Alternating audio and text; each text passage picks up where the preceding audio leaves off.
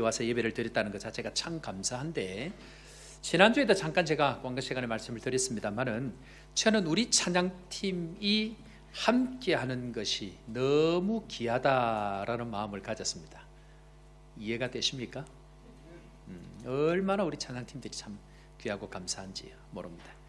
우리 교회가 몇 개월 저와 함께 되지 않았지만 많은 변화들이 교회 구석구석에서 일어나고 있는 가운데 있습니다. 그런데 가장 큰 변화 중에 하나가 무엇일까를 생각을 해보면 우리 성도들의 표정들이 참 자유로워졌다, 참 평안해졌다 하는 것들을 느낄 수가 있습니다. 예수 안에서 사는 것, 자유함을 누리는 것이다. 저는 그것이 예수 믿는 삶의 본질이다, 그렇게 생각이 되어집니다. 이곳에서 마음껏 예수 안에서 자유함을 누리는 은혜가 있기를 주의 이름으로 축원합니다. 그래서 사랑하는 성도 여러분, 오늘 시간 어떻습니까? 제가 이번 주 중에 머리를 했는데 이번 주 말씀을 생각하면서 참 하나님의 자유함의 은혜를 누리면 좋겠다 했는데, 옛날 같으면 이 파마하면 지옥 간다 그랬거든요. 제가 어릴 때 예수 믿을 때 어른들이 그러시더라고. 파마하면 지옥 간다. 그런데 목사가 파마하고 나타났습니다. 괜찮습니까? 그래, 이래 자유하니까 얼마나 좋아요. 자, 세상은 힘들고 지진도 났다 그러고 여러 가지 어려운 상황 우리 삶에 덮친다 할지라도 사람이 마음으로 믿어 의에 이르고 입으로 시인하여 구원을 얻느니라. 무슨 말입니까? 지금까지는 율법을 통해서 의롭다 되어졌습니다. 구원은 열심히 살아야 된다고 이야기했습니다. 그런데 그 모든 것을 완전히 바꾸는 법칙, 로마서 10장 10절, 사람이 마음으로 믿어 의에 이르고 입으로 시인하여 구원을 이룬다. 입으로 고백하는 것이 중요합니다. 마음으로 믿는 바가 입으로 나와집니다. 그런 의미에서 환경은 어렵고 상황은 힘들지만 주님 좋습니다 고백할 때에 주께서 그 고백 들으시고 좋은 줄로 좋은 삶으로 인도해 주실 줄로 믿고 어깨 한번 힘 빼시고, 오늘 싸우려고 오신 것 아니죠? 어깨 한번 힘 빼시고 주먹 쥐시고 우리 시간 다 같이 한번 주 안에서 좋습니다 믿음으로 고백합시다. 여러 가지 생각하면 답답하고 힘든 상황 가운데 있다 할지라도 주님 좋습니다 고백하면 하나님께서 우리의 삶 얼마든지 열어가실 줄로 믿고, 사랑하는 조복교회 성도 여러분, 오늘 시간 어떻습니까? 좋습니다. 벌써 다 까먹어버렸네. 이거 해야 돼. 이거 주먹 쥐고 하나님 앞에 좋습니다 고백하면 선한 길로 오늘도 인도하여 주실 줄로 믿습니다. 신앙의 여정의 상징이라고 이야기하면 출애굽부터 가나안까지입니다. 그런데 하나님께서 출애굽할 때에 이스라엘 백성들을 출애굽하는 이유와 목적을 말씀하셨습니다. 무엇입니까? 왜 출애굽하라고 이야기를 했느냐? 예배드리는 백성으로 삼겠다, 그 이야기를 했습니다.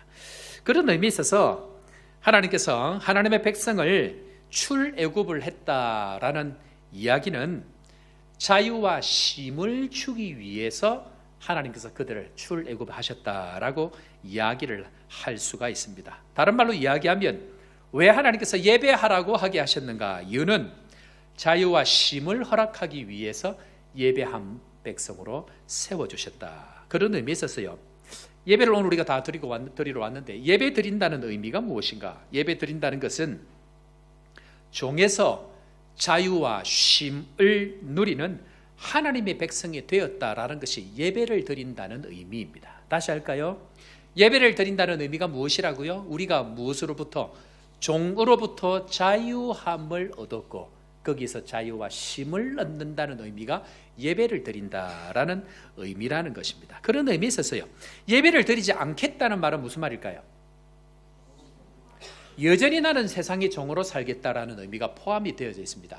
예배를 드린다는 의미가 무엇인가? 아니, 예배를 드리지 않겠다는 의미는 나는 자유와 쉼을 누리지 않겠다는 고백이 그 안에 들어있습니다. 그러니까 예배를 드리면 구속이 되는 것 같고, 예배를 드리면 몸이 여기에 와야 돼서 마치 불편한 상황이 되어지지만, 하나님의 입장에서 볼 때는 예배를 드린다는 의미처럼 우리가 종에서 자유자가 되어지는 것이 없고 참 쉼과 자유를 누리는 것이 예배로부터 출발한다는 것을 상징적으로 보여준다는 것입니다. 사랑하는 성도 여러분, 예배를 통해서 참 자유와 쉼을 누리는 은혜가 있기를 주의 이름으로 축원합니다. 그래서 예배를 드리고 나면 얼굴이 환해지고요, 진짜 하나님을 만나고 나면 얼굴이 확 피는 거예요. 자, 옆에 사람 한번 볼까요? 다 행복하고 좋아요. 그냥 웃음이 절로 나죠. 여기 앉아 있으면 그냥 웃음이 절로 나는 거예요. 그런데 우리가 이렇게 예배드릴 때 좋은데 본능적으로 싫어하는 존재 한 가지가 있습니다. 예배하는 것 자체를 싫어하는 존재 한 가지가 뭔지 아십니까? 뭘까요? 마귀. 너무 노골적이잖아. 예. 자, 성경 문제를 찾아보겠습니다. 노골적으로 우리의 쉼을, 자유를 종됨에서부터 예배드리고 싫어하는 존재 하나가 있습니다. 출애굽기 5장 4절 말씀 다 같이 읽습니다. 첫 말씀 함께 읽고 아멘으로 화답합니다. 시작. 애굽 왕이 그들에게 이르되 모세와 아론아 너희가 어찌하여 백성의 노역을 쉬게 하려느냐 너희의 노역이나 하라. 아멘. 무슨 말입니까? 열심히 일하라는 겁니다. 쉬는 것, 자유하는 것, 꿈도 꾸지 말라는 겁니다. 너희의 종의 본성은 열심히 일하는 것이다 라고 하는 것이 바로왕, 온 세상을 지배하고 있는 상징인 바로왕이 이스라엘 백성들을 예배를 드리겠다고 하는 모세와 아론을 향하여서 노역 끝까지 하고 너는 딴소리 하지 말고 너희의 노역이나 하라. 죽자사자 일이나 하라. 끝까지 종에서 자유하면 되지 말고 그냥 일이나 하라라고 그 존재가 이야기를 합니다. 세상은 우리를 쉬지 못하고 열심히 일하게 합니다. 왜 그럴까요? 누구 좋으라고요? 전 세계에 열심히 일하면 상위 몇 프로만 좋아집니다. 그렇지 않습니까? 어떤 사람입니까? 권력을 쥐고 있는 사람, 자리를 차지하고 있는 사람, 이 사람들만 좋지 나머지 사람은 종으로 살면 열심히 일하는 것 말고는 인생에 남는 것, 쉼과 자유가 그 가운데 절대로 찾아오지를 못합니다. 그래서 가나안 땅의 핵심, 천국의 상징이라고 이야기하고 있는 가나안 땅의 핵심이 무엇인가? 자, 여호수아 23장 1절 말씀 한번 읽어보겠습니다. 여호수아 23장 1절에 가보면 가나안 땅을 차지하고 천국을 누리는 것이 어떤 의미인가가 나와 있습니다. 다 같이 읽습니다. 23장 1절 시작. 안식일로부터 이스라엘을 쉬게 하신 지 오랜 후에 여호수아가 나이 많아 늙은지라. 아멘. 무슨 말입니까? 가나안 땅을 정복한다 이 말은 모든 우리를 쉬지 못하게 하던 그 원수들, 싸우게 하던 원수들, 노역하게 하던 그 원수들로부터 어떻게 한다고요? 쉬게 되어지는 것이다 라고 이야기하면서 진짜 주 안에서 누리는 가나안 땅 천국은 쉼의 은혜가 있다라고 이야기합니다. 하나님을 믿어야 하는 이유, 그것은 우리에게 참 자유와 쉼이 주어지기 때문에 유일하게 우리 인생에 쉴 수 있는 곳, 예수께 가는 것 말고는 답이 없기 때문에 하나님은 우리에게 오늘도 말씀하고 계십니다. 자, 오늘 우리 교회를 향하여 주신 15번째 말씀, 우리 제목 다 같이 한번 해보겠습니다. 쉼의 복을 누리는 교회. 원래 마태복음 11장 28절부터 30절 말씀을 오늘 나누려고 했는데 오늘 이 말씀과 함께 짝이 되는 것이 20절부터 24절 말씀까지가 같이 연결이 되어져 있고 25절에 보면 그때에 예수께서라고 이야기를 하시면서 20절부터 24절까지 말씀과 함께 한 세트로 되어 있는 것이 우리가 잘 알고 있는 수고하고 무거운 짐진 자들아 다 내게로 와라 내가 너희를 쉬게 하리라 이 말씀과 한 말씀으로 연결되어져 있기 때문에 오늘 이 말씀들을 먼저 살펴보고 다음 주에 계속해서 두 번째 말씀 함께 나누기를 원합니다. 먼저 하나님은 우리에게 무엇을 주시기 원하신다고요? 쉼과 자유를 주기를 원하시고 안식을 주기를 원하십니다. 제가 우리 교회를 향한 약속의 말씀이기 때문에 이 안식에 관해서는 성경 전체의 흐르는 굉장히 중요한 맥 중에 하나입니다. 이것은 다음에 살펴보고 우리 교회를 향한 말씀들 먼저 한번 살펴보기를 원합니다. 먼저 자유와 쉼을 누리는 방법이 무엇인가를 설명할 때에 하나님의 뜻들이 무엇인지를 먼저 살펴보겠습니다. 첫 번째로 쉼과 자유를 누리는 방법이 무엇인가 다 같이 한번 따라해 볼까요? 하나님의 뜻은 회개하는 것입니다. 자, 하나님의 뜻은 이 쉼과 자유를 누리기 위해서는 반드시 회개의 과정을 먼저 지나가야 된다라고 이야기하셨습니다. 자, 11장 20절 21절 말씀 우리 다 같이 한번 읽어보겠습니다. 20절 21절입니다. 시작. 회개하지 아니하므로 그때에 책망하시되 화 있을진저 고라시나 화 있을진저 베세다야 너희에게 행한 모든 권능을 두로와 시돈에서 행하였더라면 그들이 벌써 베옷을 입고 제에 앉아 회개하였으리라. 아멘. 지금까지 예수님은 수많은 기적과 능력을 베풀면서 사역을 쭉 진행해 오셨습니다. 그런데 사람도 그렇지만 특별하게 기적을 많이 베푸시고 특별하게 많이 은혜를 베푸신 장소가 있습니다. 그것이 고라신과 베세다입니다. 이곳은 특별히 하나님 예수님께서 사역을 하시는 동안 중심이 되셨던 사역지인데요. 참 이상한 것이 뭐냐면 예수님께서 가시는 곳곳마다 그 예수님을 영접하고 말씀대로 회개하면 좋은데 영접하지 아니하고 거부하고 도리어 핍박하는 사건들이 나타납니다.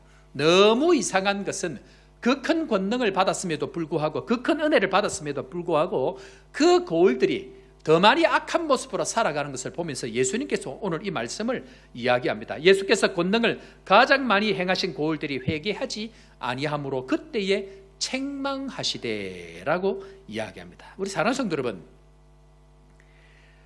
은혜가 클수록 신앙이 자라면 좋은데 은혜가 많다고 신앙이 꼭 자라는 것은 아니다라는 것입니다. 한번 따라해 볼까요? 은혜의 사이즈와 돌이킴의 사이즈가 같아야 합니다. 같이 또 하면요, 은혜의 사이즈와 사역의 사이즈가 같아야 합니다. 은혜가 많이 부어질수록 회개하고 돌이키는 역사가 많아져야 되고 하나님의 은혜를 많이 받았다고 하면 하나님 기뻐하는 대로 삶을 살아가는 것이 그 사이즈가 점점 커져가야 되는데 반대로 가는 사람들이 많이 있다라는 것을 예수님께서 먼저 말씀하고 계십니다. 저희 사역을 가만히 돌아보면 하나님께서 참 많은 은혜를 베푸시고 또 지난 세월 돌아보면 우리 교회를 포함해서라도 하나님께서 손을 대는 것마다 많은 복을 주셨고 기도의 응답을 주셨습니다. 일일이 다 제가 설명할 수 없지만 첫 건축의 11조로 먼저 드렸던 교회 그 목사님은 은혜를 받고 축복을 경험하고 지금 메이저 출판사의 베스트셀러 작가가 되어져서 여기저기 코로나 시절 가운데서도 많은 강의와 설교를 다니고 계시고 뿐만 아니고 선교사님들 섬기기 위해서 미자립 교회가 선교관을 운영하게 되어집니다. 이미 말씀을 저희들이 드렸던 지난주에 왔다 갔던 우리 이 한방팀 우리 형제 그 교회 목사님도 그제도에 한 교회를 맡아서 하시는데 그 교회도 어려운 교회인데도 불구하고 선교관을 운영하고 지역민들을 위해서 수고함으로 말미암아 벌써 몇 개월 10년 동안 새 가족이 한 번도 오지 않았던 교회가 6개월 거의 1년 사이에 7가정이 등록하는 놀라운 기적 같은 은혜를 경험합니다. 그렇게 이 지원했던 미자립 교회들이 하나님 앞에 은혜를 받고 경험을 하게 되어지고 또 카페를 짓기 전에 지원했던 그 산달도에 있는 그 교회는 2배가 부흥이 되어져서 선교사님들을 지원하고 교회가 잘 자라고 있는 가운데 있습니다. 건강한 교회 세우기를 했던 또 미자립 교회들은 하나님의 은혜로 새 가족이 몰려오고 교회가 차근차근 잘 자라가는 가운데 있고 선교관 18개를 운영하면서 참 전국에 있는 많은 오갈 데 없는 선교사님들 오셔서 새 힘을 얻고 새 격려를 받고 새 위로를 받는 놀라운 일들이 있고 뿐만 아니고 불신 남편들이 돌아오고 믿지 않는 사람들이 매주 줄을 이어서 돌아올 뿐만 아니고 어떤 권사님은 암 사기인 줄 알았는데 실제 열어보니까 암 5기 이상이 되어져서 곧 죽을 것이라고 했는데 중보기도팀 기도하고 하나님 앞에 주시는 마음을 따라 계속 기도했더니 1년 2개월 만에 살아 돌아와서 함께 예배를 드리는 축복의 은혜를 경험했습니다. 난소암 6.5cm 이만큼 들어서 온몸에 다 퍼졌다고 의사도 포기하고 집으로 고향으로 돌아와서 살던 그 가족이 3년 만에 그 암들 전부 사라지고 3년 만에 공정위원회 복귀해가지고 하나님 앞에 직장도 가정도 다 회복되어지는 놀라운 은혜를 경험하고 스님이 돌아오고 신내림 받은 분이 돌아오고 그 가족들이 찬양대를 봉사하고 전국을 다니면서 붕어빵 전도를 하는 기적 같은 은혜들이 하나님께서 허락해 주셨습니다. 뿐만 아니고 교회가 손대는 것마다 살아나는 역사가 계속해서 일어나는 것, 이것이 하나님의 축복인 줄로 믿습니다. 지금 우리 교회를 살펴보면 앞에 있던 이 교회의 속도보다 3배가 빨리 지금 일어나고 있습니다. 그 교회는 3년 만에 되어질 일들이 우리 교회는 지금 6개월 만에 일어나고 있는 기적들이 하나님께서 마음껏 쏟아 부으시는 하나님의 축복의 은혜가 있더라라는 것입니다. 우리 사랑하는 성도 여러분, 이 놀라운 하나님의 은혜를 마음껏 받아내고 하나님의 역사를 흘려보내는 축복의 통로 저복교회 되기를 주의 이름으로 축원합니다. 그런데 여기에 한 가지 문제가 있습니다. 뭐냐? 이런 놀라운 하나님의 도우심과 역사가 있음에도 불구하고 여전히 변하지 않고 오늘 이야기했던 이 고을들처럼 회개하지 아니하고 책망을 받을 만한 하나님 앞에 완악한 모습으로 살아가는 사람들이 개중에는 있더라 하는 것이 마음이 안타까운 대목입니다. 저는 개인적으로 늘 안타까워하는 한 가지가 뭐냐면, 걱정하고 기도하는 것 한 가지가 뭐냐면, 이렇게 하나님의 은혜가 주어짐에도 불구하고 여전히 옛날 습성대로, 옛날 악한 마음대로 하나님 앞에 하나님의 은혜를 따라가지 못하는 사람이 생기지 않도록 기도하고 염려하고 걱정하고 있는 것이 솔직한 제 마음 가운데의 한 가지입니다. 벌써부터 하나님 은혜가 3배 정도 빨리 가다 보니까 3배쯤 지나서 나타나야 될 그런 마음들이 혹시 나타나지 않을까 하는 걱정의 마음들을 가지는데요, 우리가 잘 할 수 있는 하나님이 보내주시는 그 은혜를 따라가면 괜찮습니다.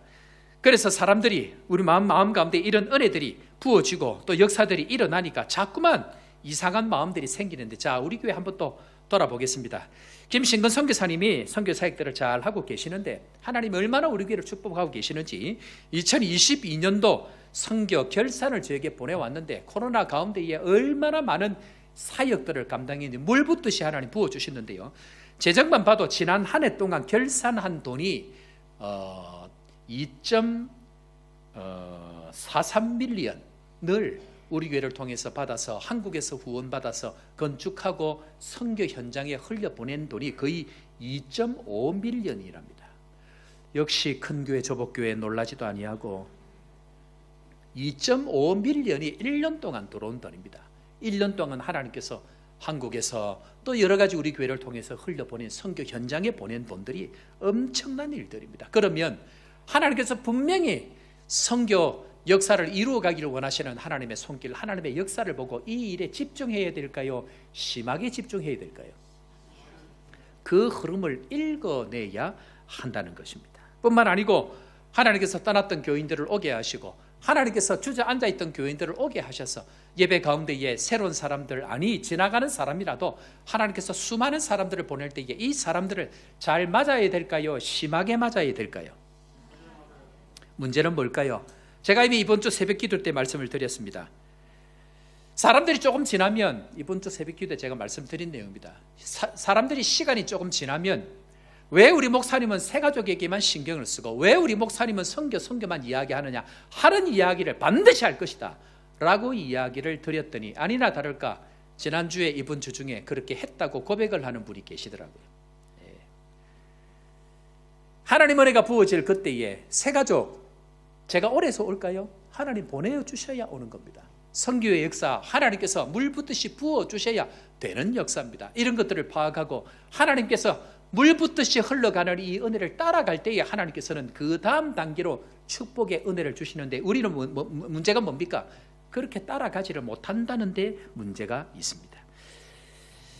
주님은 수고하고 무거운 짐진 자들아 다 내게로 오라 라고 이야기하시면서 다니는 곳곳마다 하나님의 사람들이 가는 곳곳마다 수많은 복을 부어주시는데, 따라가지 못하고 반대로 가려고 하는 사람들이 있는 것, 저는 걱정이 되고 염려가 됩니다. 자, 여기서 은혜는 많은데 왜 반대로 갈까요? 오늘 그걸 한번 살펴보겠습니다. 은혜는 많은데 왜 반대로 가려고 할까요? 자, 왜 반대로 갈까 한번 따라 해보겠습니다. 사람을 주목하기 때문입니다. 예수께 가야 쉼이 있고 자유가 있고 안식이 있습니다. 예수께 오라고 합니다. 문제는 우리는 늘 사람을 주목하고 사람에게 가기 때문에 문제가 생깁니다. 출애굽을 한 것, 자, 누가 이끄신 겁니까? 출애굽 누가 이끄신 거죠? 하나님이 이끄신 거죠. 그러면 하나님께서 지금까지 역사하셨다라고 하나님을 바라봐야 되는데, 사람들은 뭘 바라봅니까? 누구를 바라봅니까? 끊임없이 모세를 쳐다보고 있습니다.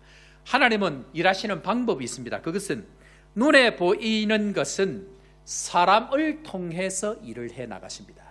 사람을 통해서 일하십니다. 그런데 그 사람이 문제가 아니고 누굽니까? 하나님께서 그 사람을 사용하셔서 일하신다는 것을 잊어버리면 안 됩니다. 문제는 백성들은 하나님이 안 보이고 하나님의 음성이 안 들리니까 늘 눈에 보이는 사람에게 집중하고 사람과 씨름한다는데 문제가 있습니다. 죄의 본성이 무엇인가? 죄의 본성이 제가 뭐라고 말씀드렸죠? 죄의 본성이 뭐죠? 죄는 뭘 따라갑니까? 눈에 보이는 것을 따라간다 그랬습니다. 그래서 눈에 보이는 것 절대로 속으면 안 됩니다.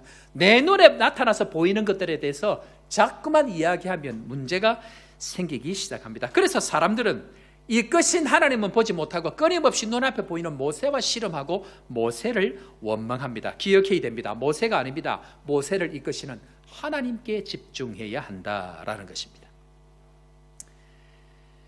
가인과 아벨이 하나님 앞에 제사를 드렸습니다. 누구에게 제사를 드렸다고요? 하나님께 제사를 드렸습니다. 사람에게 드린 것이 아닙니다. 하나님이 아벨의 제사는 받으시고 가인의 제사는 거절하셨습니다. 그런데 하나님이 제사를 받으시기도 하고 하나님이 제사를 받지 않으시기도 합니다. 문제는 하나님이 받지 않으셨던 가인의 제사 때문에 가인이 하나님께 집중해야 되는데 누구에게 집중합니까? 아벨에게 집중합니다. 결국 집중하는 그 사람을 죽여버립니다. 무슨 말인가? 거절한 하나님이 아니라 사람을 주목하면 결국 상처가 남게 되어져 있습니다. 내 인생과 교회를 이끄시는 분은 반드시 하나님인 것을 기억하셔야 됩니다. 이것을 믿으시는 은혜가 있기를 주의 이름으로 축원합니다. 하나님이 아니라 사람에게 집중하고 사람을 쳐다보면 반드시 상처가 남게 되어져 있습니다. 그런 의미에 있어서 한번 잘 생각하셔야 됩니다. 하나님을 이해하지 않으면 사람에게 오해가 남습니다. 다시 합니다. 하나님을 뭐하지 않으면, 이해하지 않으면 사람에게 뭐가 남는다고요? 오해가 남습니다. 여러분들 오해의 열매가 뭔지 아세요?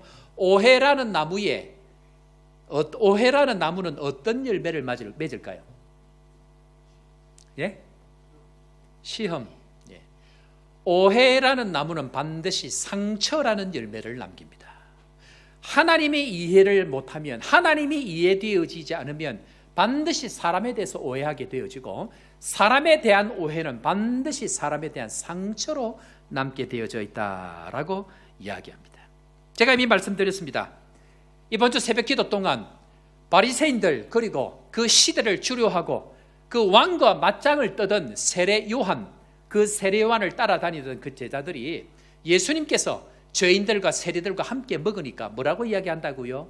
영어로 이야기하면 why? 왜 당신들의 제자들은 죄인들과 함께 먹습니까? 왜 당신들의 제자들은 금식하지 않습니까? 라고 이야기하면서 바리새인들, 그렇게 욕을 먹던 바리새인들뿐만 아니고 그 시대를 이끌어가던 참 의에 참 바른 진리를 사수한다고 이야기하는 세례 요한의 제자들까지도 왜 당신들의 제자들은 어찌하여 라고 끊임없이 이야기합니다. 그러면서 제가 말씀드렸습니다. 얼마 안 가면 반드시 목사님을 향하여서 왜 새가족만 하고, 왜 선교사님들만 하고, 왜 선교사역만, 왜 이야기를 끊임없이 내놓을 것입니다. 앞에 있던 교회는 3년쯤 걸렸습니다. 그런데 우리 교회는 속도가 3배 빠르기 때문에 지금쯤 나타나게 되어져 있다 하고 이야기를 제가 말씀을 드렸습니다. 모세가 문제인가? 그렇지 않습니다. 모세가 바뀌고 리더가 바뀌면 동일하게 합니다. 왜 그럴까요? 죄 본성이 우리에게 그대로 있기 때문에 그러합니다. 어떤 본성입니까? 하나님께 주목하지 아니하고 뭘 주목합니까? 사람을 주목하면 반드시 그런 일이 생긴다라고 이야기합니다. 그래서 중요한 것은 하나님께서 지금 일하고 계신 흐름을 읽어야 됩니다. 성령의 일하심을 봐야 됩니다. 우리 교회 하나님께서 어떤 역사를 이루어 가십니까? 영혼들을 보내주시고 선교 일적으로 자연스럽게 사람을 보내시고 물질을 보내실 그때에 하나님께서는 놀라운 은혜 가운데에 우리 인생을 이끌고 가고 계신다는 것, 그러면 거기에 집중해야 합니다. 거기에 전부를 걸어야 합니다. 그래야 하나님 앞에 전문가가 될 수 있고 전문교회가 될 수 있고 그 하나를 잘하고 난 이후에 그 다음 축복을 경험할 수 있기 때문에 주신 은혜 앞에 집중하지 아니하면 그 다음 과정을 지나갈 수가 없습니다. 사람들은 끊임없이 사람에게 집중하고 눈에 보이는 것에 집중하면 어떻게 한다고요? 어째서 한번 따라해 보겠습니다. 어째서 절 보고 하지 마십시오. 옆에 사람 보고 하십시오. 자, 한번 따라하겠습니다. 어째서 당신은 그러십니까? 이렇게 반문합니다. 자, 한 사람이 어째서 당신은 그러십니까? 다시 합니다. 당신 때문에 그럽니다. 내가 안 바뀌면 끊임없이 질문을 뭐로 한다고요? 어째서 영어로 하면 why? 왜 그렇게 하느냐? 그 상대, 그 앞에 사람이 문제가 아닙니다. 내 마음이 안 바뀌면 끊임없이 왜라는 질문을 하게 되어져 있습니다. 그런 의미에 있어서 참 은혜를 받았는데도 불구하고 반대로 가려고 하는 그런 사람들, 참 이해하지 못하는 사람들이 있습니다. 설교를 준비하면서 어느 글에서 이런 제목이 갑자기 뜹니다. 한번 따라 해볼까요? 절대로 만나면 안 되는 사람. 평생에 절대로 만나면 안 되는 사람 5종류가 있다고 이야기합니다. 첫 번째, 이간질하는 사람. 예, 감사합니다. 이간질하는 사람 절대로 만나면 안 됩니다. 신약에 가보면, 서신처에 가보면 정말 악한 사람들이 누구냐면 당짓는 사람들, 분리시키는 사람들, 나뉘게 만드는 사람들, 좋지 않습니다. 두 번째, 뒷담화하는 사람, 뒤에서 딴소리 하는 사람. 할 말 있으면 앞에 와서 해야 돼요. 그리고 그 사람이 없을 때 못하는 이야기는 딴 데서도 안 해야 됩니다. 세 번째, 거짓말하는 사람. 제발 이런 사람하고 두 번 다시 일하지 마십시오. 거짓말을 하는 사람은 좋지 못합니다. 네 번째, 돈 몇 푼에 간에 붙었다 쓸개 붙었다 하는 사람. 돈이 모든 것의 기준이 되어지냐 안 됩니다. 돈이 기준이 아니고 하나님이 뭘 원하시느냐가 기준이 되어져야 됩니다. 다섯 번째, 불리하면 무조건 우기는 사람. 이런 사람 종종 만나죠. 이런 사람 만나면 인생이 골치 아픕니다. 저는 기도합니다. 여러분들이 평생 살면서 이런 사람 안 만나기를 주의 이름으로 축원합니다. 문제는 뭐냐? 여러분들이 사람이 되면 안 됩니다. 제일 심각한 사람, 여러분들이 이런 사람들이 돼버리면 골치 아프다. 가끔 그렇게 많은 축복을 받아도 절대로 안 변한 사람들이 있습니다. 종종 만나게 되어집니다. 그런 사람 만날 때 어떤 마음이 드는 줄 아세요? 그런 많은 은혜를 받았는데도 불구하고 안 변하는 사람을 만나면 여러분 본능적으로 어떤 마음이 드냐면, 아유, 저 하나님 저것들 저 하늘에서 불내려서 막 확 정리를 안 해버리나 하는 마음이 제 마음이 아니고 성경에 보면 제자들의 마음인 거예요. 이 시대도 지금 예수님이 답답해서 지금 이 얘기를 할 만큼이니까 함께 있던 제자들이 그렇게 얘기합니다. 자, 22절 한번 읽어볼까요? 그런데 기억해야 되는 것은요, 하나님은 절대로 그때그때 바라보러 심판하지 않습니다. 자, 다 같이 한번 봅니다. 11장 22절 시작.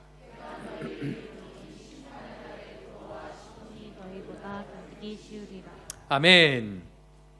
하나님은 바로바로 심판한다고요? 심판하지 않는다고요? 왜 그럴까요? 하나님은 심판 때가 있다라는 것입니다. 하나님이 정한 때가 있습니다. 그걸 우리가 결정하면 안 된다는 것입니다. 오늘 제자들이 예수님께 고라신과 베세다에 불을 내리라 명하라고 허락해 달라고 합니다. 얼마나 답답하면 제자들이 이렇게 했을까요? 아니, 왜 제자들이 고라신과 베세다에 이렇게 열이 났을까? 이유가 있습니다. 이유는 고라신은 당시 가버나움에서 북쪽 3km 정도 떨어져 있는 곳에 있는 도시입니다. 예수님 갈릴리 사역의 중심 도시가 여기였고요. 많은 사역을 이곳에서 감당을 했습니다. 뿐만 아니고 베세다는 갈릴리 바다 북쪽에 있던 마을입니다. 이곳에서도 하나님 역사를 많이 일으켰는데 특별히 베드로, 안드레, 빌립이 이곳의 출신입니다. 그래서 이곳에서 특별히 기적을 많이 베푸셨는데 유명한 기적이 있습니다. 여기 베세다 들판에서 일으켰던 유명한 기적이 뭐가 있을까요? 어이구, 너무 잘 아시네. 네, 하산하시기 바랍니다. 오병이어 같은 기적들, 이 엄청난 기적 아닙니까? 남자만 5,000명 먹었으니까 수만 명이 먹었지 않겠습니까? 여자들, 아이들까지 하면. 그 말에서 이런 기적을 보여줬음에도 불구하고 또 눈에 침을 뱉어가지고 안수에서 소경을 고치신 놀라운 기적들을 베푸신 땅이 이 베세다 땅입니다. 그런데 다른 곳보다 더 큰 권능과 기적을 베푸신 이 땅들이 죽게 빨리 돌아온다고요? 안 돌아오는 거예요. 다른 곳보다 축복을 많이 경험한 사람과 교회들이 있을 수 있습니다. 그런데 이런 사람이나 교회가 하나님의 은혜만큼 변화되어지고 하나님의 은혜만큼 하나님 앞에 기쁨의 삶을 살아가면 좋은데, 문제는 더 악한 모습으로 살아가는 경우가 종종 있더라는 것입니다. 우리 같으면 어떻게 할까요? 여러분들 같으면 어떻게 할래요? 저렇게 많은 은혜를 받았는데도 불구하고 변하지 아니하고 더 악한 모습으로 나아간다라고 이야기하면 우리 속으로 저 인간 저거 하늘에서 불 내려가지고 오늘 당장 뒤지진 않나 하는 생각 할 수 있는데, 제자들이 오늘 딱 그렇게 하고 있다라는 것입니다. 자, 누가복음 9장 54절에 가보면 보통 사람들은 이런 말 잘 안 합니다. 그런 생각이 들어도 자기의 인격을 위해서 가만히 있습니다. 그런데 성질 들어온 누구? 야고보와 요한이 이 이야기를 합니다. 자, 누가복음 9장 54절 다 같이 읽습니다. 시작. 요한이 이를 보고 이르되 주여 우리가 불을 명하여 하늘로부터 내려 저들을 멸하라 하시기를 원하시나이까. 자, 이런 인간들 보고 이 땅 보고 그렇게 은혜를 많이 받았는데도 불구하고 여전히 악한 모습으로 주님과 가는 길 반대로 가는 것을 보면서 이 성질 급한 야고보와 요한이 뭐라고 한다고요?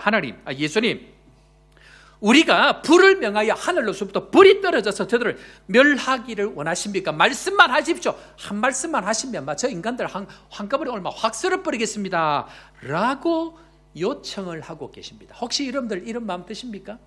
저 인간 이 얘기할 때는 누구를 쳐다보면 안 돼. 괜히 시험에 들어. 목사님이 나만 쳐다보고,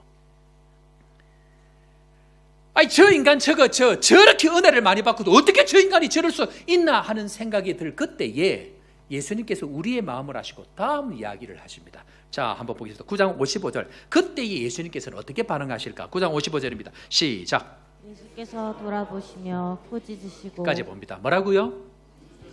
꾸짖으십니다. 너 그러면 안 돼. 너 그러는 거 아니야. 불을 내리라는 사람을 도리어 예수님께서는 꾸짖고 계신다라고 얘기합니다. 예수님의 생각은 늘 우리의 생각과 다릅니다. 우리는 저렇게 은혜를 받고 저런 축복을 받았으면 적어도 하나님 앞에 이 정도는 돼야 되는데 인간 같지 않은 그런 행동을 하는 사람들을 종종 만나게 되어집니다. 그럼에도 불구하고 주님은 도리어 그 생각을 하고 있는 사람을 향하여 꾸짖고 계신다는 것을 기억해야 된다. 무슨 말입니까? 내 생각과 주님의 생각은 늘 다르다라는 것입니다. 왜 그럴까요? 심판이 임하거나 불이 내리는 것은 절대로 내 소관이 아니라는 것을 기억해야 됩니다. 심판 때에, 주님의 때에 주님이 하시는 방법으로 반드시 그때 가면 할 것이다. 그러나 그때까지는 하나님은 참고 기다리신다는 것을 우리에게 보여주고 계십니다. 혹시 여러분들과 함께 진짜 은혜를 많이 받았는데 악하고 계신 어떤 사람을 만나면 오늘 찾아가십시오. 그리고 손을 잡고 이렇게 얘기하십시오. 걱정하지 마십시오. 아무 일도 안 생깁니다. 그러면 주님의 방법은 뭘까요? 그런 사람, 그런 교회 어떻게 대우할까요? 자, 9장 56절 우리 다 같이 한번 읽어봅니다. 9장 56절 다 같이 읽습니다. 시작. 함께 다른 마을로 가시니라. 뭐라고요? 한마디로 이야기하면 주님은 바로 심판하지 아니하고 조용히 그 자리를 떠나십니다. 저는 개인적으로 성경에서 제일 무서운 것 중에 하나가 이겁니다. 우리 인생에 제일 무서운 게 뭔지 압니까? 아무런 일도 안 생기는 것. 주님이 그 자리에 안 계시면요, 아무런 일도 우리 인생에 안 생깁니다. 차라리 진짜 사랑하는 아버지는요, 어떤 애가, 자녀가 뭔가 나쁜 짓을 하면 불러가고 한 대 두드리 패기라도 하면 내가 하나님의 아들이구나 라는 생각을 하는데, 그렇게 악한 짓을 하고도 아무런 일도 안 생긴다? 주님이 떠났다는 얘기입니다. 무서운 이야기입니다. 이런 행동을 보면, 그렇다고 하면 예수님이 포기하셨을까요? 예수님이 포기했기 때문에 주님이 이 자리를 떠나셨을까요? 우리는 그렇게 생각할 수 있습니다. 절대로 그렇지 않습니다. 당장 어떤 심판이 내려지지 않지만 안타까운 것은 예수님의 직접적인 기적을 이 사람들, 이 마을은 경험하지 못합니다. 예수님의 직접적인 경험, 예수님이 떠났기 때문에 경험할 수 없지만 왜 이렇게 하시는가? 그것은 한번 따라해 보겠습니다. 주님이 떠나시는 것은 돌이킬 기회를 주십니다. 자, 이 땅이 지금 사마리아 땅 중에도 하나가 있는데요, 사마리아 땅 불내리라고 이 제자들이 명해서 주님 저 싹 쓸어버리십니다 라고 이야기할 때에 주님께서 마지막 하늘로 떠날 때에 그 마음을 담아두시고 제자들에게 이렇게 얘기합니다. 사도행전 1장 8절, 마지막 떠날 때의 예수님의 약속이 무엇인가? 사도행전 1장 8절이 다 같이 봅니다. 사도행전 1장 8절 말씀, 방송실 아직 못 찾았나요? 두 번째 지나고 나서 사도행전 1장 8절. 자, 우리 암송합시다. 오직 성령이 너희에게 자, 시작. 오직 성령이 너희에게 마시면 너희가 권능을 받고 예루살렘과 온 유대와 사마리아와 땅끝까지 이르러 내 증인이 되리라 하시니라. 아멘. 주님이 떠나버리면 끝일까요? 그렇지 않습니다. 사마리아 땅 떠났는데 주님 떠나시는 그날 사마리아 땅을 넣어서 권능이 임하면 그곳에 다시 하나님의 은혜를 허락하시겠다라고 이야기합니다. 그런데 여러분들, 사탄이 쓰는 방법이 뭔지 압니까? 사탄이 쓰는 방법이 뭘까요? 사탄이 역사하고 나면요, 아무런 일이 일어나지 않는데 제일 무서운 게 뭐냐면 따라 해보겠습니다. 사탄이 역사하면 허송세월이 남습니다. 세월이 간다는 얘기입니다. 세월이 아무런 일도 없이 세월이 가버립니다. 여러분들 세월이 얼마나 아까운지 모르죠. 세월이 가버리면 끝입니다. 자, 주님이 떠났습니다. 그러면 여기에 보면 하나님은 권능을 경험한 주의 일꾼들을 다시 보내십니다. 사마리아를 분명히 넣어놨습니다. 그러면 그 일꾼들이 다시 올 때까지 그 세월은 어떻게 될까요? 교회가 하나님의 은혜를 경험하고 그 은혜를 못 받을 때는 그 하나님의 은혜가 떠나버립니다. 그러면 다시 하나님의 은혜가 임할 때까지 10년이 걸릴까요? 20년이 걸릴까요? 40년이 걸릴까요? 아무도 모릅니다. 그 세월 동안 그 교회는 아무런 일도 일어나지 않는 것, 허송세월이 되는 것, 그것이 가장 슬픈 이야기입니다. 예수님을 거부한 사람들에게 간혹 작은 어려움들, 고난이 찾아옵니다. 그게 무엇인가? 그것은 회개할 기회를 주시는 하나님의 은혜입니다. 차라리 무슨 일이 생기면 회개할 기회를 주시는 하나님의 은혜이기 때문에 그것을 하나님의 사랑으로 받아야 됩니다. 믿으시기를 주의 이름으로 축원합니다. 다시 돌이킬 수 있는 기회, 그것을 붙들어야 한다는 것입니다. 그래서 아무 일 없이 살아가는 오늘이 하나님의 은혜를 돌이키는 회개의 기회라는 것을 기억해야 됩니다. 무슨 일이 생기지 않아도 하나님의 이 마음을 알고 반드시 주님 앞에 하나님의 이 은혜가 돌이킬 수 있도록 주신 은혜를 붙들고 떠났던 은혜를 붙들기 위해서 하나님 앞에 다시 한번 그 은혜를 붙들고 가야 되는 것, 이것이 하나님의 사람들이 해야 되는 것입니다. 그래서 주님께서는 주님의 이 은혜를 쉼과 자유를 누리기 위해서 우리가 제일 먼저 하나님 앞에 해야 될 것 무엇하라고 이야기합니까? 회개해야 합니다. 자, 한번 따라하겠습니다. 회개해야 쉼과 자유를 누립니다. 회개하는 것, 그것이 중요합니다. 자, 두 번째로 쉼과 자유를 누릴 때 어떻게 하나님의 은혜를 누릴 수 있는가? 자, 두 번째, 다 같이 한번 우리 두 번째 자막 읽고 다 같이 합니다. 시작. 자, 아버지의 뜻이 무엇인가? 여러분들 보십시오. 그렇게 많은 은혜를 경험했음에도 불구하고 이 사람들이 받아들였습니까? 안 받아들였습니까? 안 받아들였습니다. 안 받아들였다는 이 이야기를 하기 위해서 이 이야기를 왜 하게 됐냐면 8장, 9장, 마태복음 8장, 9장, 10장의 결론이 뭔지 아세요? 5장, 6장, 7장은 산상수훈입니다. 그러면 8장, 9장, 10장의 결론이 뭐냐면, 자, 우리 자막 방송실에는 없습니다만은 이제 요 이해를 돕기 위해서 한번 점검하고 갑니다. 마태복음 10장 한번 열어보십시오. 예수님께서 10장 지금 40절 오기 전까지 수많은 상징적인 기적을 베푸셨습니다. 자, 그런데 이렇게 베풀고 난 이후에 사람들이 이렇게 기적을 베풀고 이런 놀라운 일을 하고 하나님 나라를 선포하고 자유와 쉼이 있다고 이야기하면 정상적으로 잘 받아들여져야 됩니다. 그런데 예수님은 가실 겁니다. 누구 세웁니까? 누구 세우죠? 10장에 보니까 12제자, 예수님의 제자들을 세웁니다. 제자들을 세우면 이 자들이 전부 다 하나님께서 보내시는 모세와 같은 하나님의 사람들입니다. 자, 그러면 이렇게 한번 보십시오. 40절 말씀, 우리 10장 40절 말씀 우리 다 같이 한번 읽어봅니다. 시작.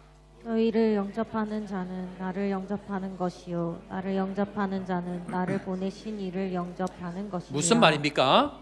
예수님이 친히 나타나서 역사 안 합니다.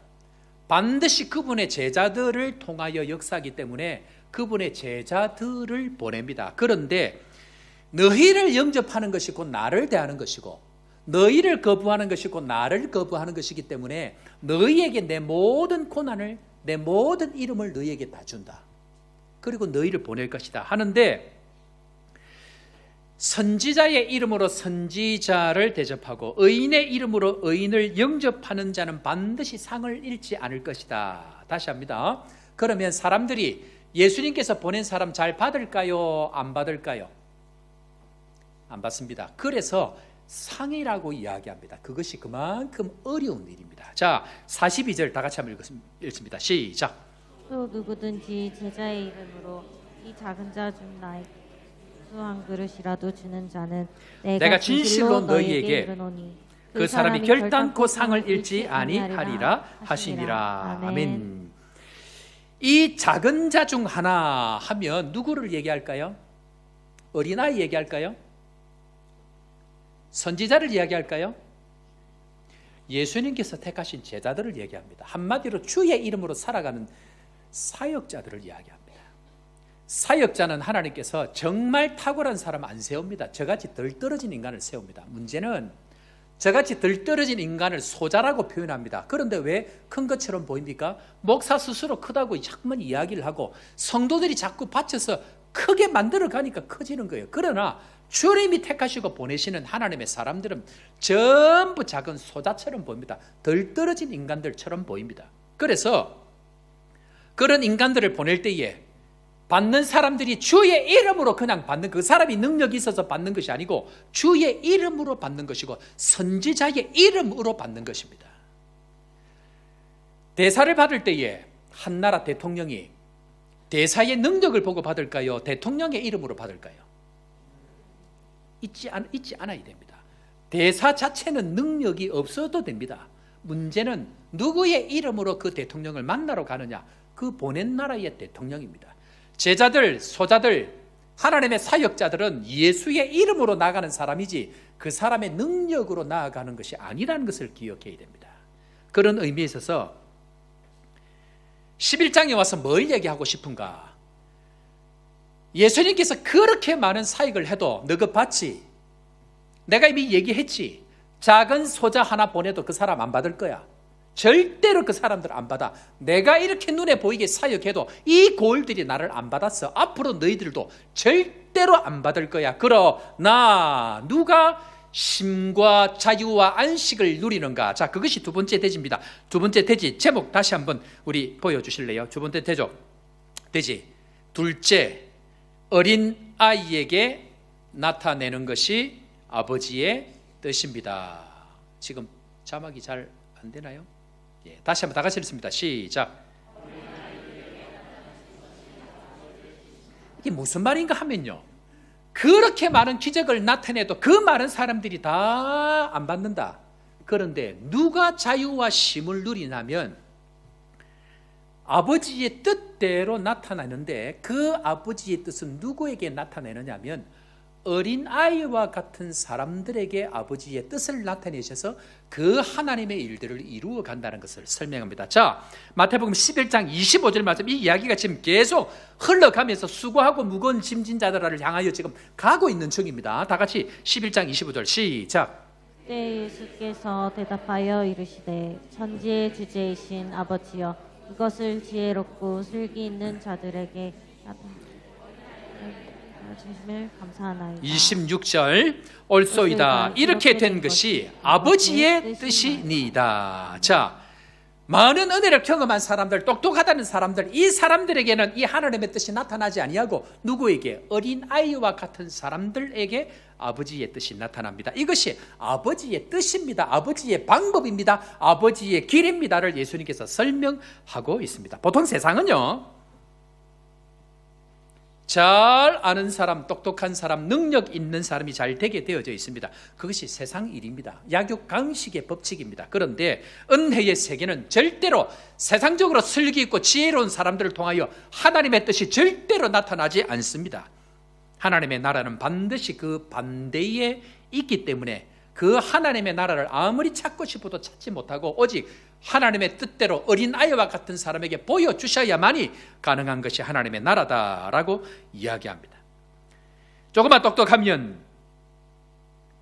자기가 다 할 것처럼 하고, 조금만 지혜로우면 마치 자기가 기준이 된 것처럼 하는 그 세상과는 교회가 다르다는 것을 주님께서 설명하고 계십니다. 그래서 하나님은 어린아이와 같이 약하고 어린아이와 같이 미련해 보이는 자들을 통해서 일하기 때문에 그분의 제자들을 통하여서 뭐라고 얘기합니까? 소자들, 작은 자들, 어린아이 중에 하나라고 표현합니다. 예수님에 대해서 판단하듯이 주님의 일꾼을 판단하는 사람들이 있습니다. 그들에게는 복음의 진리는 절대로 보이지 않습니다. 마치 어린아이를 대하듯이 어린 아이를 통해서 일하시는 그 주님의 마음처럼 단순한 곳에, 그저 말씀대로 가는 곳에 하나님의 뜻들이 나타나는 것이 하나님의 방법입니다. 그렇게 할 때에 하나님의 말씀이 들리고 하나님의 역사가 나타나는 것을 성경 수도 없이 우리에게 이야기하는데, 우리는 자꾸만 더 똑똑해지려고 하고 우리는 더 많이 슬기로우려고 노력합니다. 자, 엘리야가 사르밧에 갑니다. 그런데 사르밧의 과부가 한 명이었을까요? 많았을까요? 수도 없이 많았을 것입니다, 그 당시에. 그런데 딱 한 사람을 지목해서 그 사람에게 가라고 이야기합니다. 그럴 때에 자기 머리를 계산하고 똑똑한 사람들은 그 엘리야가 한 끼 먹고 죽으려고 하는 그 사르밧 과부에게 내놓으라고 할 그때에 사르밧 과부가 계산이 빠른 사람 같으면 절대로 안 내놓습니다. 문제는 이 사르밧 과부는 제가 잘은 몰라도 계산이 빠른 사람이었을 거라고 생각이 됩니다. 여러분들 계산 잘 해야 됩니다. 그런데 계산의 마지막이 뭔지 압니까? 계산의 마지막은 주님의 뜻대로 해야 됩니다. 계산을 잘하고 마지막에는 주님이 기뻐하는 대로 내놓을 수 있어야 하기 위해서 계산을 잘 해야 됩니다. 계산 잘하고 자기 것 챙기게 바꾼 사람들은 하나님의 일은 절대로 경험하지 못합니다. 그런데 그 많은 사르밧의 과부들 중에 유일하게 사르밧에 있는 그 과부 한 사람에게 지목하여 가라고 한 이유는 이 사르밧에 있는 과부만 유일하게 계산하지 아니하고 그 말씀, 말도 안 되는 그 하나님의 보내신 사람 말씀에 순종했기 때문에 시대가 어려울수록 그 가정은 빛이 났다는 것을 우리가 기억해야 됩니다. 어린아이와 같이 가자 하면 가고 서라 하면 설 그곳에 진짜 자유와 쉼이 있는데, 우리는 전부 다 계산하고 있기 때문에 진짜 하나님의 방법대로 역사가 나타날 수가 없다라는 것입니다. 세상 일은 그럴 수 있습니다. 세상 일은 얼마든지 그렇게 할 수도 있습니다. 그러나 하나님의 세계는 그렇지 않다고 고린도전서 1장 27절에 이렇게 설명합니다. 자, 고린도전서 1장 27절이 다 같이 읽고 아멘으로 화답합니다. 시작. 그러나 하나님께서 세상에 미련한 것들을 택하사 지혜 있는 자들을 부끄럽게 하려 하시고 세상에 약한 것들을 택하사 강한 것들을 부끄럽게 하려 하시며. 아멘. 우리 사랑하는 성도 여러분, 약한 것을 자랑하는 여러분들 되기를 주의 이름으로 축원합니다. 미련해 보이는 길을 가셔야 됩니다. 어린아이와 같이 단순한 길을 가셔야 됩니다. 하나님께서 말씀하시면 그대로 할 수 있는 그 사람에게, 그 수많은 사람들 가운데서 유일하게 하나님의 말씀대로 가는 사람에게 길과 축복의 쉼의 은혜를 주신다는 것입니다. 이런 은혜가 우리 조복교회 가운데 풍성하게 일어나기를 주의 이름으로 축원합니다. 마지막 세 번째로 하나님의 쉼과 은혜를 향하여 어떤 사람들이 누릴 수 있는가. 자, 우리 세 번째 대지 다 같이 한 번 더 읽어봅니다. 시작.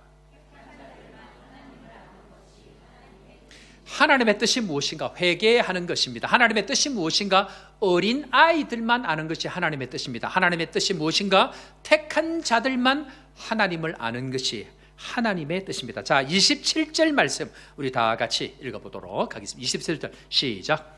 내 아버지께서 모든 것을 내게 주셨으니 아버지 외에는 아들을 아는 자가 없고 아들과 또 아들의 소원대로 계시를 받는 자 외에는 아버지를 아는 자가 없느니라. 아멘. 하나님은 하나님의 사람들에게만 특별한 은혜를 주셔서 알 수 있는 은혜를 주십니다. 이것이 하나님의 은혜인 줄로 믿습니다. 하나님이 특별히 쓰시는 사람과 교회가 있습니다. 시대가 다 어두워져 갈 그때에 그 사람을 통해서, 그 교회를 통해서 특별히 사용하시는 하나님의 은혜가 있는 곳이 있습니다. 저는 기도하기를 그 사람과 그 교회가 조복교회 되기를 주의 이름으로 축원합니다. 시대마다 특별하게 보여주시고 깨닫게 하시고 마음을 주셔서 달려갈 수 있는 시대를 이끌어가는 교회가 있을 수 있다라는 것입니다. 이미 말씀을 드렸습니다. 거제도에 갔을 때에 왜 거제도인가? 하나님은 거제도 역사를 보게 하셨습니다. 거제의 뜻이 뭐라고요? 클거자의 구제제자입니다. 이 땅은 반드시 하나님의 큰 구제를 통해야만 반드시 살아가는 역사. 유배지였고 바로 앞에 일본이 날마다 쳐들어와서 곡식 농사지면 다 뺏기는 버림받은 땅, 그곳에 하나님께서 보여주시는 은혜는 구제해야만 된다. 그래서 6.25 때 북한에서 내려온 북한의 성도들, 그 배를 타고 내려왔던 메리디스 빅토리를 타고 내려왔던 그 수많은 사람들을 전부 자기 집에 받아들이고 냉수 한 그릇, 주먹밥 하나를 대접하면서 많은 구제를 단 한 번의 그 역사를 통해서 그 시대가 40년의 부흥의 역사로 전 세계 조선 1등을 만드는 하나님의 역사, 그 역사를 하나님께서 저에게 보게 하셨습니다. 그리고 그것을 따라갈 때에 그 코로나 가운데서도 하나님께서는 마치 사르밧 과부의 집에 기름이 마르지 아니한 것처럼 하나님의 은혜가 그곳에 풍성하게 임하는 것을 저는 이미 경험을 했습니다. 남아공은 어떠한가? 남아공 역사를 보면 예수 한 번 잘 믿으려고 다 떠났던 그 사람이 여기에 와서 침략해 올 때마다 북으로 올라와서 그 땅이 넓혀지고, 예수 한 번 잘 믿으려고 이 땅의 이 전쟁을 하나님 우리에게 승리하게 하시면 이 땅과 이 나라를 당신께 드리겠습니다 라고 서원했던 사람들이 하나님의 축복으로 이 나라를 가지게 되어지는데, 문제는 뭘까요? 자유가 주어지니 방종이 찾아옵니다. 축복이 찾아오니 자기 마음대로 하고 싶으면서 억압하고 핍박하고 자기들만 누리는 땅이 되어졌습니다. 이전에 남아공은 환율이 미국과 견주어서 1대1인 시대도 있었습니다. 땅만 파면, 그렇게 찾아왔던 그 땅만 파면 온갖 보석들이 다 나오고 온갖 광물들이 다 나와서 크나큰 노동을 안 해도 자유를 찾아 신앙을 찾아왔던 땅 가운데 하나님의 놀라운 축복의 은혜를 주셨던 것이 이 땅이 되어졌습니다. 문제는 뭘까요? 그렇게 축복을 누리던 이 땅이, 이 나라가 하나님의 신앙을 떠나버리고 주일마다 문을 닫았던 이 땅이 돈을 번다고 돈 따라가다 보니까 이제는 전기도 사라지고 물도 어려움을 겪는, 참 살기 어려워서 다 떠나보려고 하는 그 시대로 바뀌어져 가고 있다는 것이 지금 현실적인 남아공의 역사입니다. 저는 저희 조복교회가 하나님의 목적대로 가기를 주의 이름으로 축원합니다. 이곳에 하나님 붙들고 살 때, 주님 붙들고 믿음으로 살 때 하나님은 우리에게 경험하지 못한 놀란 땅의 축복, 물질의 축복을 주실 뿐만 아니고 심과 자유를 얻을 수 있다는 것이 주님 붙들고 따라갈 때에 마음껏 하나님께서 우리에게 주시는 하나님의 은혜다라는 것입니다. 지금 하나님께서 우리 교회에 놀라운 은혜를 주시는데, 지금 우리 장로님 기도하실 때 잠깐 말씀을 해주셨는데요, 하나님의 복음 붙들고 예수 잘 믿기로 작정하고 가다 보니까 선교센터 이미 오래전에 주신 것, 생각지도 않은 사람이 와서 리모델링 공사할 수 있도록 은혜를 다 주셔가지고 지금 리모델링 공사 지금 너무 예쁘게 빠르게 지금 진행이 되어졌습니다. 생각지도 못했는데 한국 기업을 하나님께서 연결해 주셔가지고 말 그대로 한국 스타일대로 얼마나 빠른지,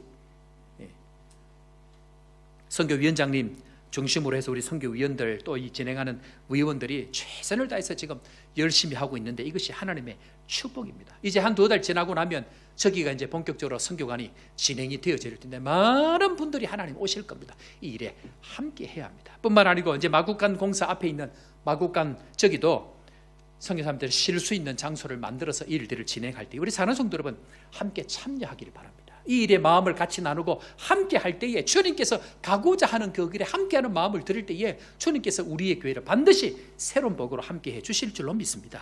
뿐만 아니고 어렵고 힘든 사람들 돕기 위해서 구제부에서 지금 매주 확인을 해보니까 평균 180명분의 빵을 지금 준비해가지고 매주 지금 섬기고 있는 그 일들을 지금 하고 있습니다.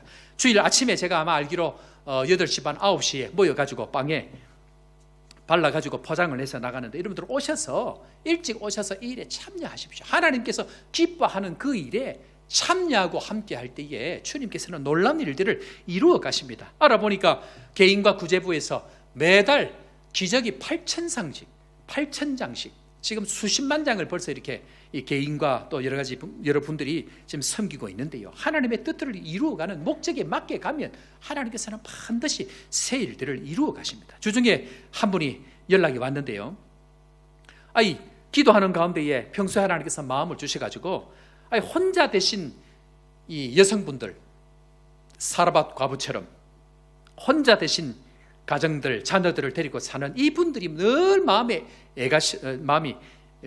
쓰여가지고 밀리미를 좀 나누면 좋겠다는 마음을 주셔가지고, 그래서 그 일을 하고 김신근 선교사님하고 연결해서 진행을 이제 하려고 하는데, 25kg짜리 밀리 한 박스면 이 가정이 한 달 먹고 산대요.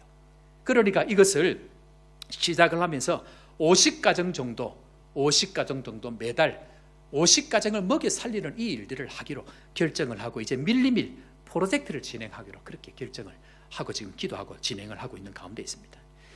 지금까지 우리 교회에서 지금 일어나고 있는 이 모든 일들이 목사가 앞장서서 하는 게 아닙니다. 하나님께서 마음을 주시고 하나님께서 사람을 보내시고 하나님께서 환경을 여시고 주님께서 이루고 싶은 그 일들을 이루어가는 상황 가운데 있을 때 우리는 온 마음을 다해서 주님께서 구름기둥 불기둥으로 우리의 앞서 길을 가실 때에 한 마음으로 같이 동참해서 같이 갈 그때에 우리의 가정, 우리의 사업, 우리의 자녀들을 축복하시는 하나님의 은혜가 우리 가운데에 분명하게 나타날 줄로 믿고 함께하는 여러분들 되기를 주 이름으로 축원합니다. 그런 의미에 있어서 우리 자녀 정도 여러분, 우리 시간 찬양팀 나오셔서 반주 한번 해주시고요.